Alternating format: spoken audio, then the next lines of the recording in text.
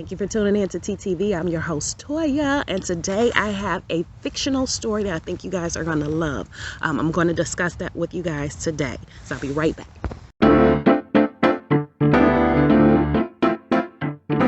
Come follow me, come follow me.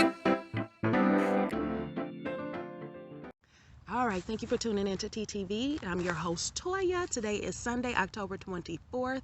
It is currently 1:26 p.m. and I am out here at the park, so I am on location. Those are the woods that I like to, or I shouldn't say the woods, but the weeded area that I like to take my dog so she can run. But just a nice little park that I go to that's in my area. So I'm on location, and it's funny that I decided to do this because I unconsciously made this decision to do this when I come out here to walk my dog. And I figured I would sit at the table and do this. And it's funny because the story I'm about to tell you guys about, actually, part of it was in the woods. So the story that I finished listening to today, because this week, I only got through one. I had a lot of meetings this week. And if you're not familiar, I actually listen to these books on audio while I'm working. So I was only able to get through one this week. It was a 14-hour long audio. So pretty long. It took me about, I'd say probably 3.5 days to get through it, 3.5 working days. And then I started another one, but I'll get into the other one in a minute. But this one was called The Changeling by Victor LaValle, and that's LaValle. I'll try to put a picture up for it too. But this story happened to be about, just what the title would include, the changelings. Now, if you're not familiar with what a changeling is, back in the medieval days in the European area, they believed that these creatures like elves or other evil spirits would come and switch the babies out when they were little. Like, you would have a newborn baby, you would go to bed, and sometime during the night, this changeling would come into your house and switch their baby out for yours. And they thought that they would take the baby. The thought is that they take that baby back to their own realm, and they would either eat the babies or enslave them or hold on to them or do whatever it is that, the evil spirits would do to them. In the meantime, you are raising their baby that is under an illusion to look like your child. So it's kind of like a cockle situation, to where I don't know if you guys know about the cockle bird, where it will lay its eggs in another bird's nest so that other bird will end up raising its baby. Well, it's the same idea, that the changeling will come drop their baby off so that you raise their child for them. And sometimes what will happen is the mother might figure it out and bring their baby, or if the baby might pass or something like that, and they will bring the baby to the woods and leave them in the hopes that that changeling would return their child. One of the thoughts behind this is that the church at the time was really relaying the message that babies were easy to possess, that they were susceptible to demonic possession.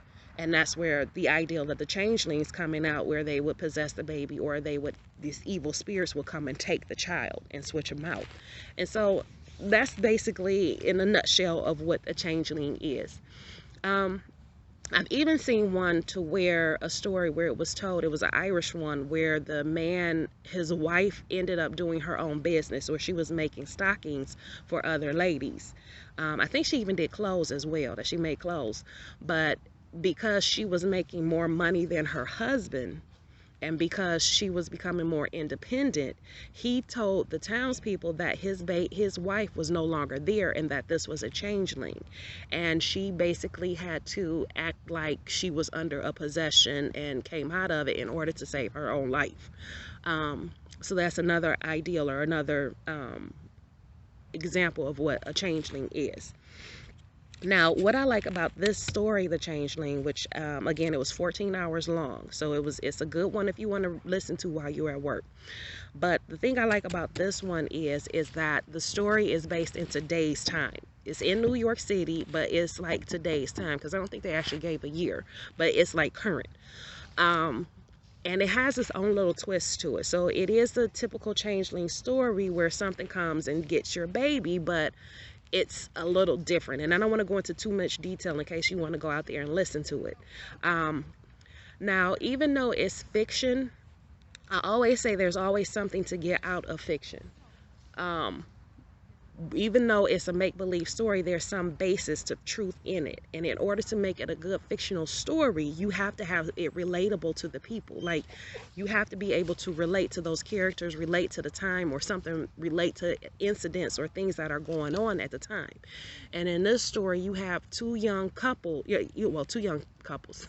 have a young couple that is trying to raise a child on their own, and so they're working and they're tired, and they're the joys of being a parent, and all of this is still going on, and they're trying to manage with that. And then on top of that, this thing happens to where the mom is saying that this isn't my baby, and that's where it starts to turn into the whole Changeling story. But before that, both of them came to the table with issues. Like, they both had issues from their childhood, issues with their life and their parenting, but it got better, or they were able to deal with it together as a family. And so that aspect of it I did enjoy. I always feel like there's something that you can get out of fiction as far as learning, and the love and the dedication that these two had for each other, and even the ideal of believing or supporting somebody in their thought process, whether you feel it's right or not, or whether you feel it's true or not. Just the fact that you go along with it, and the ties and stuff that you end up with your family and how they came together. Even the support of his friends. Now, the friend in this, like, I don't know that I could be that sane or that calm and collective with someone, with one of my friends, if they came and told me some of the stories that this was doing. But that's what I mean. It's something that you can learn. Like, even if it isn't something that you don't believe, that person that you're dealing with believes this story. And to support them and let them know that, okay, listen, I might not be 100%, like, I know you believe this, but I might not believe this, but I'm still going to offer you support in figuring out and doing what you need to do to be okay with this. And that's kind of how the friend was. And everybody needs a friend like that. So I will say that I really enjoyed this, and I will probably look for more stories by him. I don't know if he has any more out there on audio through OneDrive, because again, that's what I listened to it through, was OneDrive, with the Libby app. And again, there's no sponsorship with this. This is just me doing this on my own, because part of what I want with this channel stands for is de-stressing and just getting back to yourself, doing things for yourself that will create a less stress and less tension environment for you. And when you read and you go off into another world, it opens up the creativity in your mind. And when you open up the creativity in your mind, you're able to process and deal with things a lot better. And again, this is just my opinion and how I feel about it. That's one of the problems that we have with the children nowadays, when they took art and music and those creative aspects and classes out of the school, is that now there's no critical thinking. And so with the stories and you using your imagination, it helps with manifestation, because if you're listening to other people's stories and you can see how they are able to make these worlds come together and create these worlds and these characters, and you're able to visualize it, then it also helps you when you come to visualize your own life and the things that you want in life. Sadie, put that down. Leave it. Y'all want to see my dog?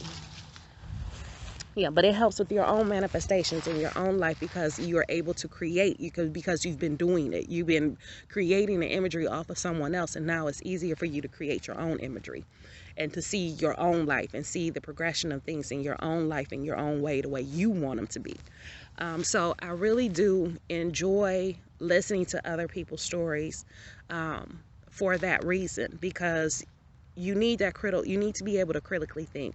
You need to be able to use your imagination. And I think as adults, we get so tied up in our day-to-day functions and in our working and just in life in general, and we lose that aspect of the imagination.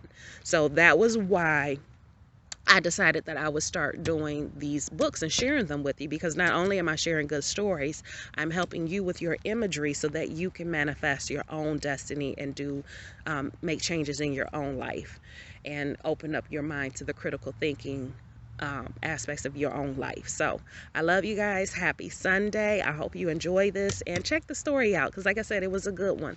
And of course, all of these that I do, even though I'm listening to them on audio because that's what I have the time for, you can probably pick up the books as well. I'm sure they have them out there at your normal ones like Barnes & Noble and Amazon. And is that really all we have? Thrift books. I like thrift books, so you guys can check them out. They have really good cheap books as well. But those are just some tips for you guys. But I love you guys. I hope you enjoyed this. Happy Sunday. Have a wonderful week, and I will talk to you guys again probably on Wednesday.